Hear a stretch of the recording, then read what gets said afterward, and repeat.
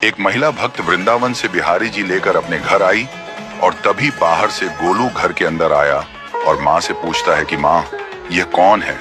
तो मैया ने बोला, ये भगवान हैं और ये ही हमारे मालिक हैं। अब तो घर में जब भी कोई नई चीज बनती तो सबसे पहले बिहारी जी को भोग लगता। पहले यह सब चीजें गोलू को सबसे पहले मिलती थीं। इससे गोलू बहुत चिढ़ने लगा और मन ही मन ठाकुर जी को कोसने लगा। एक दिन गोलू की माँ काम पर जाते समय बोली, गोलू, यमुना जी से मटके में जल भर कर लाना।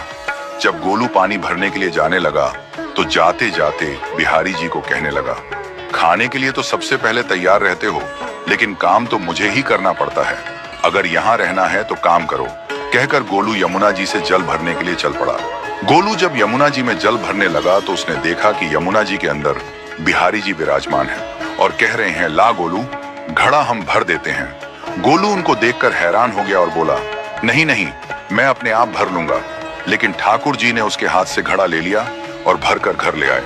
गोलू घर आकर डर रहा था कि अगर माँ को पता लगा कि मैंने ठाकुर जी से काम करवाया है तो आज मेरी पक्की पिटाई होगी। माँ ने घर आकर बिहारी जी को गीले कपड़ों में देखा तो एकदम से हैरान हो गई और कहने लगी कि गोलू, ये जरूर तेरी शरारत है, जरूर तूने ही इन पर जल डाला है। गोलू ने अपनी माँ को समझाने का बहुत प्रयास किया, लेकिन माँ ने उसको डांट कर चुप करा दिया और ठाकुर जी के भीगे हुए वस्त्रों को बदलने लगी। अगले दिन जब माँ ने गोलू को अनाज पिसवाने का काम दिया तो बिहारी जी फिर अनाज का कनस्तर ले आए और माँ को ठाकुर जी के वस्त्रों के ऊपर सूखा आटा पड़ा मिला। तो माँ ने फिर गोलू को डांटा कि तुझे पता नहीं कि ये हमारे भगवान हैं और तू भगवान के साथ शरारत करता है। आज तूने फिर इनके ऊपर आटा फेंका है। तो गोलू शपथ लेकर कहने लगा, नहीं माँ, मैंने कोई शरारत नहीं करी है। ये तो मेरे हाथ से गेहूं का कनस्तर लेकर खुद पिसवा कर आए हैं। गोलू की माँ आज बहुत गुस्सा हुई।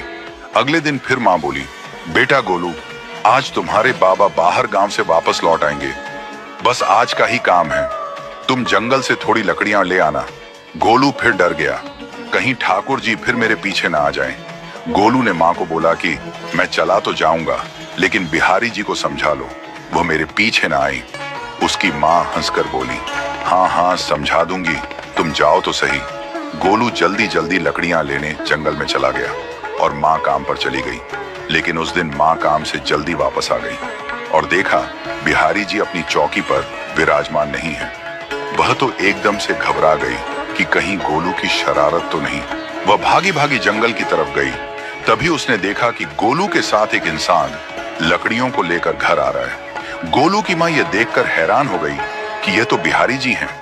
ये क्या हमारे भगवान हमारा काम कर रहे हैं? इसका अर्थ गोलू ठीक कह रहा था।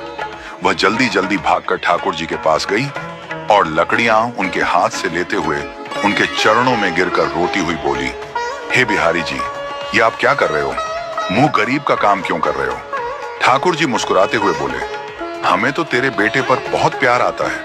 सब लोग हमें भगवान समझते हैं, लेकिन एक तेरा बेटा ही था जो हमको अपना मानता था। अपना मानकर वो हमें डांट भी देता था, हमारे साथ गुस्सा भी करता था, और जो हमें एक बार अपना मान लेता है तो हम उसके मान के लिए उसके ही हो जाते हैं।